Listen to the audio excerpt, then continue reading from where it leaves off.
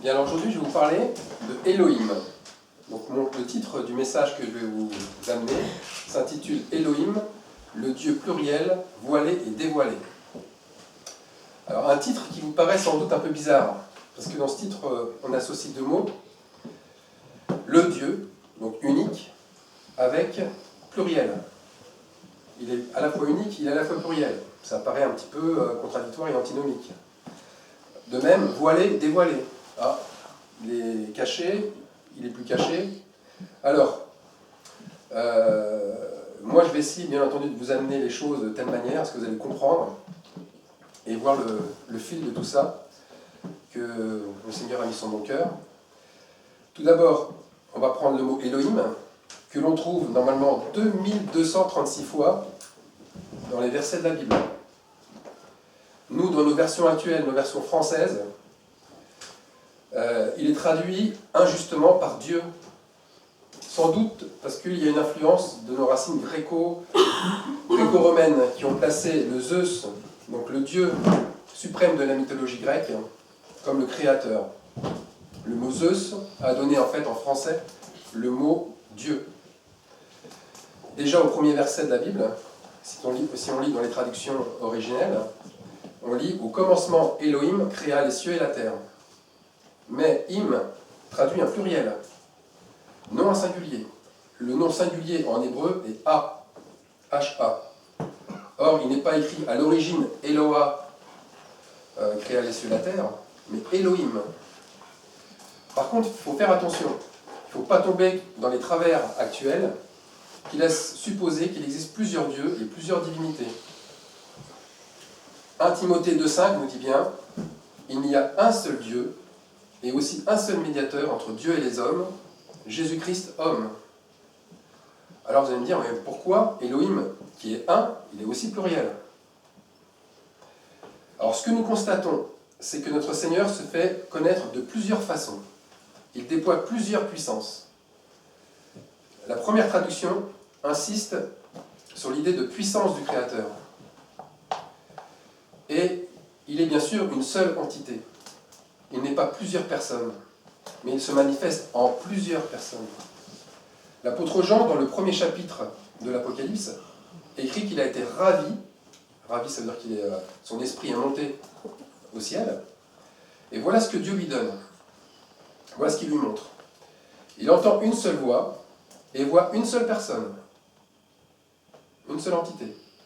Quelqu'un qui ressemblait à un fils d'homme avec une seule tête. Toujours au chapitre 1, ce fils d'homme tient dans sa main droite 7 étoiles. Et dans sa bouche sortent une épée à 2 tranchants. Nous voyons là que le pluriel de Elohim provient bien de sa puissance et non de son entité. Il n'y a pas plusieurs têtes, il n'y a pas plusieurs corps, il y a une seule tête. Par contre, on voit sa main, on voit sa bouche. Donc la main et la bouche, ce sont les deux principaux instruments de sa puissance. Elohim est le Créateur, le Père, celui qui est dans le ciel, une dimension inaccessible pour nous humains. Mais il est aussi le Fils lorsqu'il vient s'incarner dans un homme, lorsqu'il vient couvrir nos péchés. Et il est aussi, on connaît ça parce qu'on l'a reçu, le Saint-Esprit, quand il vient dans un croyant qui est repenti, il le baptise de son esprit pour qu'il convertisse et change sa vie. Mais il prend d'autres formes, d'autres figures. Il se transfigure, il change de forme, il change d'apparence. Elohim, en fait, voile son visage.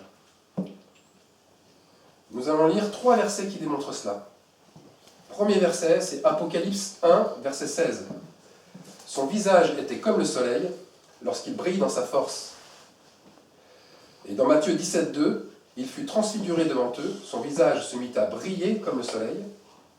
Enfin, Jean 5, verset 37, et le Père qui m'a envoyé m'a lui-même rendu témoignage. Vous n'avez jamais entendu sa voix, ni vu son visage. Son visage n'est pas perceptible, car il change tout le temps d'apparence. C'est pourquoi il est écrit « Tu ne feras pas d'image taillée de son visage, ni de représentation quelconque, qui sont en haut dans les cieux, ni en bas sur la terre. » On lit ça, bien sûr, dans Exode 20, verset 4. Ce qui est clair, c'est que le visage du Seigneur est en lumière, il doit rester caché, voilé. Le Seigneur souhaite à l'évidence que l'on ne s'attache pas à son apparence, ni à son visage, mais au signe de sa puissance. N'oublions pas cette parole de Hébreux 10, 38, « Le juste vivra de la foi ». Nous, on connaît par la foi, mais la version de Martin insiste sur « le juste vivra de la foi ». Les signes de sa puissance, nous l'avons vu plus haut, avec la vision de Jean, sont bien entendu sa main droite, sa bouche. Et c'est cela qui a été révélé tout au long des Écritures. Moïse, lorsqu'il descend du mont Sinaï avec les tables de la loi dans les mains, il avait la peau de son visage qui rayonnait.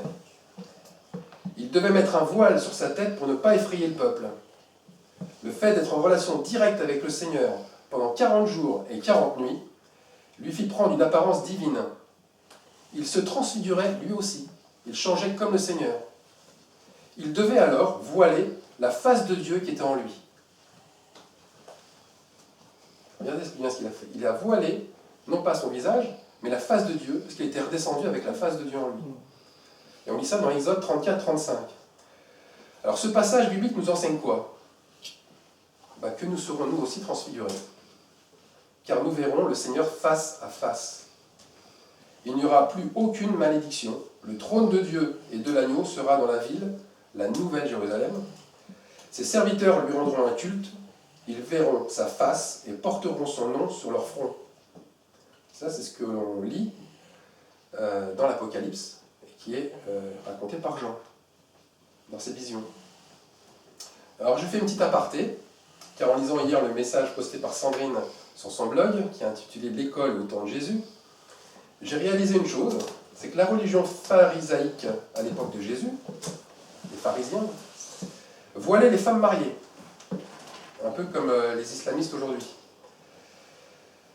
Les mariés ne devaient se dévoiler uniquement devant leur époux. C'est tout à l'opposé de Jésus, qui lui se voile.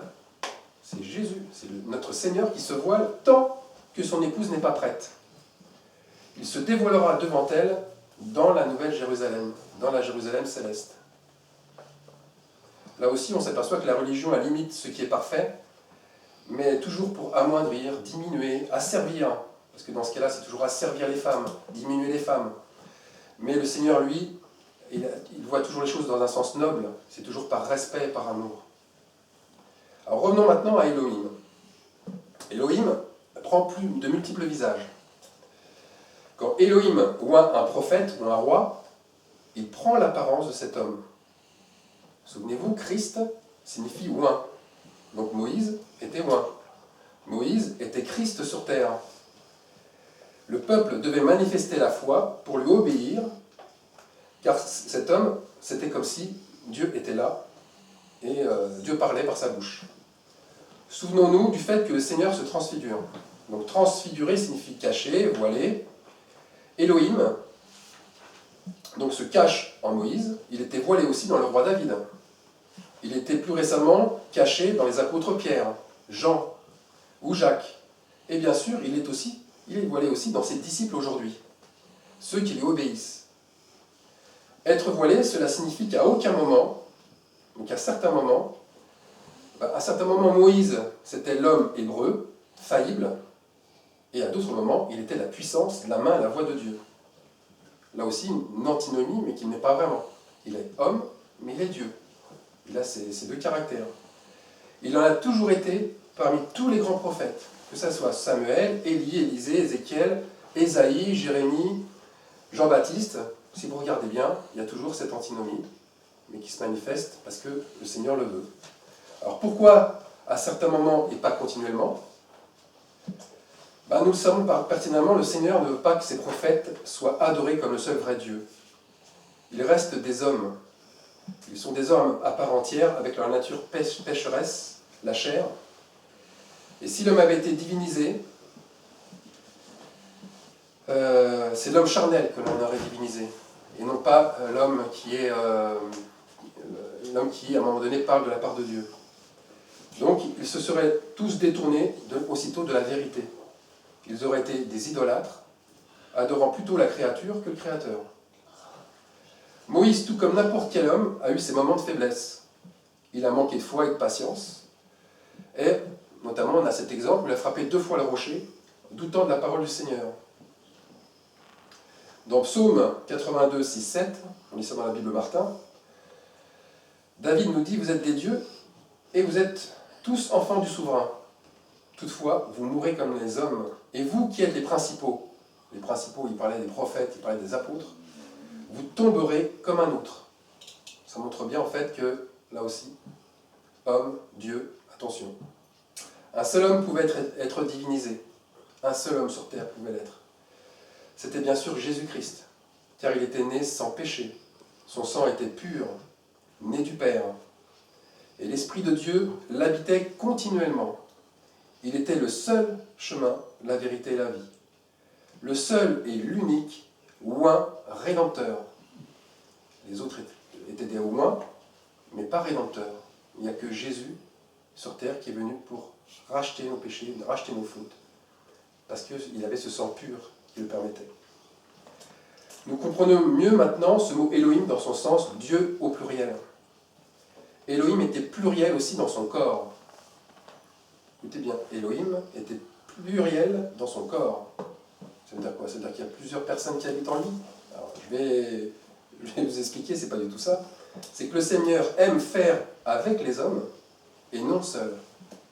Depuis le commencement, il se cherche des adorateurs en esprit et en vérité. La preuve aussi, Elohim ne conçoit pas la perfection sans un corps uni qui est une assemblée de croyants. Il est la tête qui dirige un corps qui lui est même soumis. Il insiste d'ailleurs sur la sainteté qui lui plaît le plus, c'est la scène, cette sainte scène qui représente le repas, la communion simple et vraie entre disciples. En poussant l'analyse un petit peu plus loin, c'est son épouse qui lui tient le plus à cœur. Il se plaît à rassembler un petit peuple qui lui correspond et lui ressemble, qui est conforme à lui, qui adopte son caractère et sa position. Elohim est pluriel dans sa volonté de partager son corps, son règne, sa puissance, sa gloire et son amour. En cela, il est pluriel. Toute sa création est sortie de lui. Il rassemblera et ramènera toute sa création à la fin en lui. Il l'agrégera. Agrégé, je vous rappelle, ce n'est pas qu'un titre honorifique au niveau de l'enseignement de l'éducation nationale, ça veut dire rassembler selon la même espèce. Mais écoutez bien, le mot Elohim possède une autre traduction qui reste surprenante. Et je pense que beaucoup sont passés à côté, mais pas moi. Il faut dire qu'en ce moment, je cherche dans les choses qui sont autour de cela, donc c'est un peu normal. Donc la traduction d'Elohim, c'est aussi tonnerre au pluriel. Alors lisons Apocalypse 4, verset 5, et on s'aperçoit que du trône sortent des éclairs, des voix et des tonnerres, du trône de Dieu. Donc Elohim est pluriel et se voile dans ses tonnerres. Les tonnerres révèlent non seulement la puissance de Dieu, mais surtout la crainte du peuple face à son Créateur. Il y a vraiment une crainte qui est associée aux tonnerres. Toutes les grandes choses se sont faites par des tonnerres. Ces tonnerres ont toujours agi avec un prophète, jamais seul. Chaque fois qu'il y avait un tonnerre, il y avait un prophète à côté. Rappelez-vous, pour la transfiguration, c'est par la main et la bouche du prophète que Dieu se dévoile et non par son visage.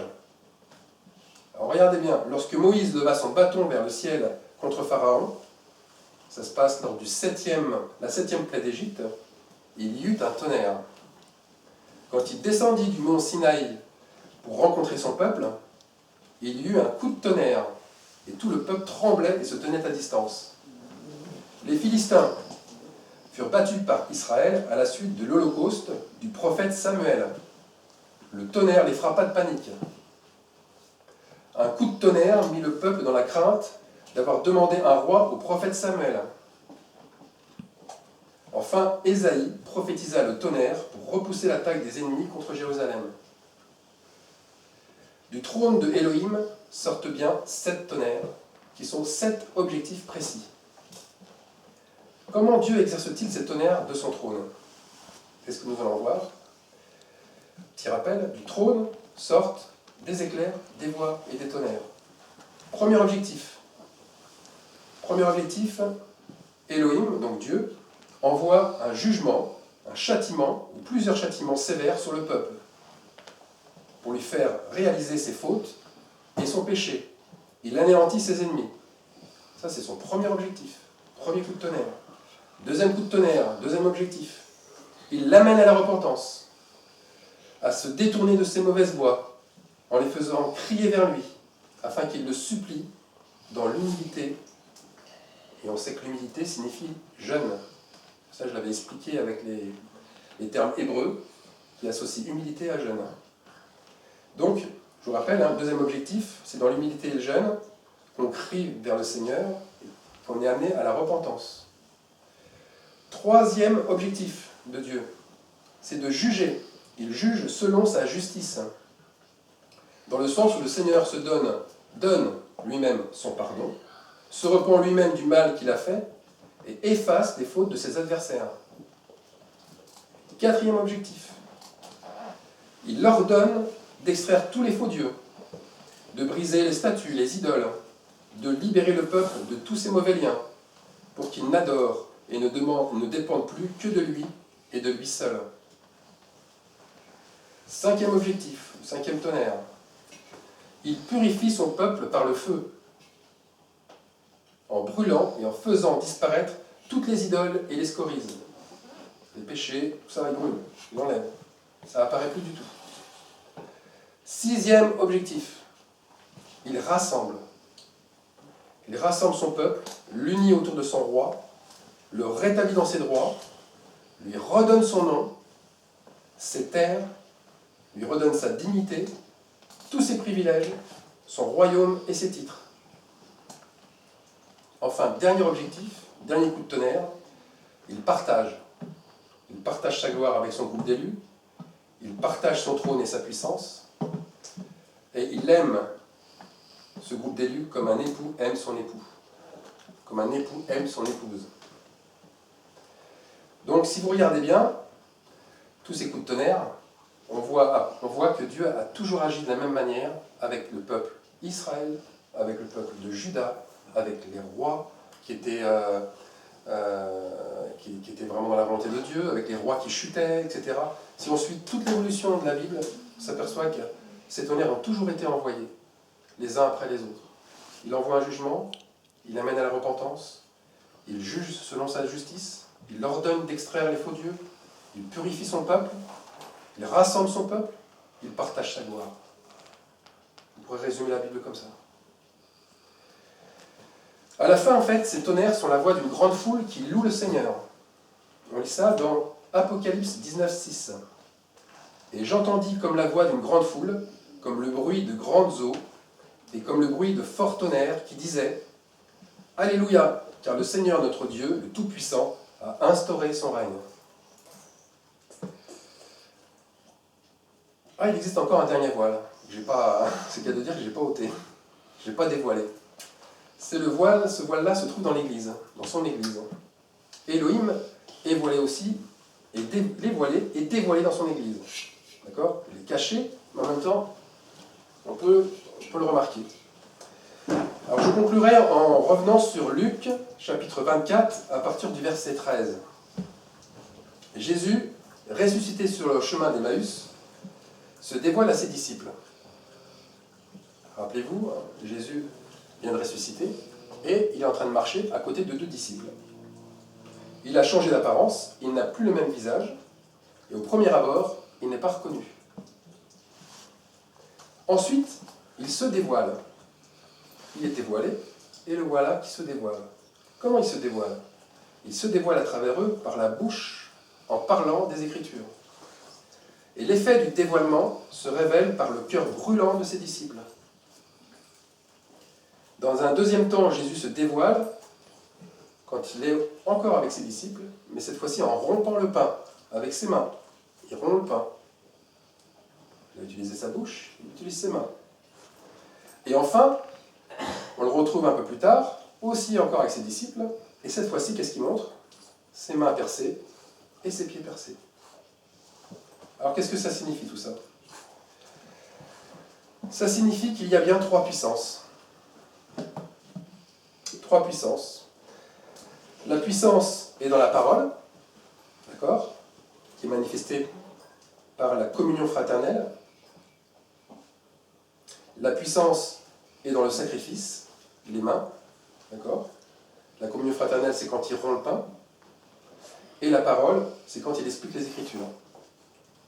On a bien trois manifestations qui confirment que la puissance se manifeste à travers la bouche et les mains. Voilà comment le Seigneur se dévoile et comment le Seigneur reste voilé pour d'autres. Et aussi pour pas que l'on tombe dans une espèce d'idolâtrie qui est fausse. On doit reconnaître que notre seul vrai Dieu. Et la dernière chose, c'est qu'il reste caché pour son épouse. Et on peut vraiment l'adorer pour ça, parce qu'il fait vraiment les choses pour ceux qu'il aime, en disant ça reste, ça sera dévoilé à la fin. Mais c'est eux les premiers qui verront vraiment ma face. Et ils pourront le supporter, parce qu'ils seront eux aussi transfigurés. Voilà, j'ai fini. Merci.